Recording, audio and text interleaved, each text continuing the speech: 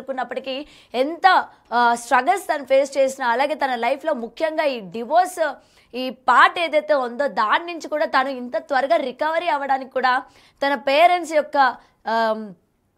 Support కూడా చాలా వరకు ఉందని చెప్పి సమంత చెప్పిన సందర్భాలు కూడా మనం చూసాము. మరి ఏది ఏమైనా ఇవాళ హఠాత్తుగా సడన్గా ఇవాళ వాళ్ళ ఫాదర్ని తను కోల్పోవడం అన్నది అటు ఇండస్ట్రీలోని సంబంధించి అలాగే సమంత యొక్క అభిమానులకి నిజంగా ఇది విషాదకరమైన వార్త అన్న విషయం అయితే ఇక్కడ మనకి క్లియర్గా కనిపిస్తోంది. దీనికి సంబంధించి ఆమె సోషల్ మీడియా వేదికగా తన ఫాదర్ని తాను మిస్ అయ్యాను, మళ్ళీ మిమ్మల్ని నేను కలుస్తాను, మిమ్మల్ని నేను చాలా మిస్ అవుతున్నాను అని చెప్పి కూడా ఆమె పోస్ట్ పెట్టడం కూడా జరిగింది. దీనికి సంబంధించి అటు అభిమానులు ప్రతి ఒక్కరు కూడా ఆమెకి స్ట్రాంగ్గా ఉండాలి, అలాగే దేవుడు తనకి స్ట్రెంగ్త్ ఇవ్వాలి.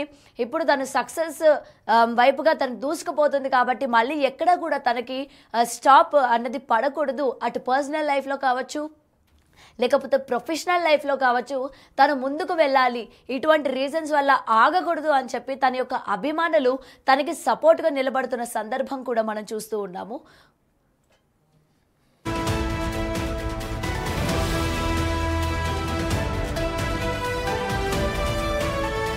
రైట్, అయితే దీనికి సంబంధించి మరింత సమాచారం మా ప్రతినిధి శ్రీపాల్ అందిస్తారు.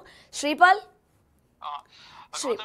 తమిళనాడులో ఇప్పుడు చెన్నైలో జన్మించినప్పటికీ తన తండ్రి మాత్రము జోసెఫ్ ప్రభు తమిళనాడులో చెన్నైకి చెందిన సగం తెలుగు ప్లస్ తమిళ్ అతని పర్సన్.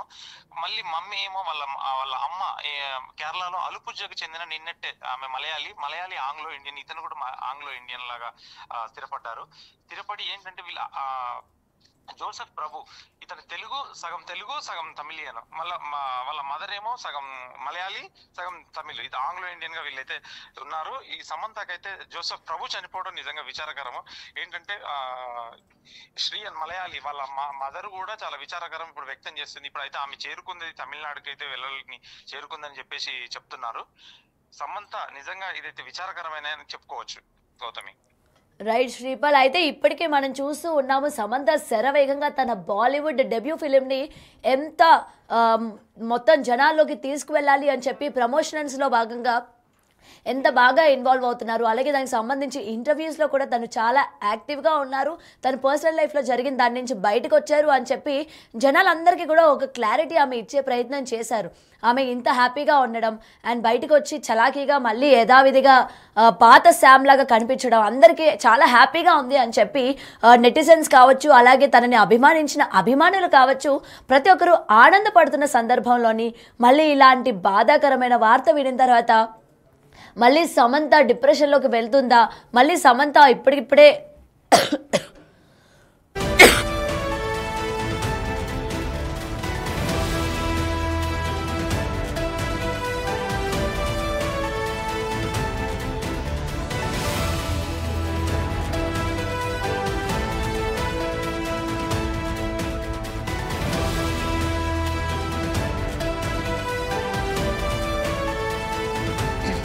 రైట్ మళ్ళీ సమంత ఇప్పుడిప్పుడే కోలుకుంటున్నారు కదా, మళ్ళీ యథావిధిగా మళ్ళీ తను బ్యాక్ అయ్యే సిచ్యువేషన్స్ ఉన్నాయా అని చెప్పి అటు అభిమానులు కూడా ఆందోళనలో ఉన్నట్టు తెలుస్తోంది. మరి దీనికి సంబంధించి వివరాలు ఏంటి శ్రీపాల్?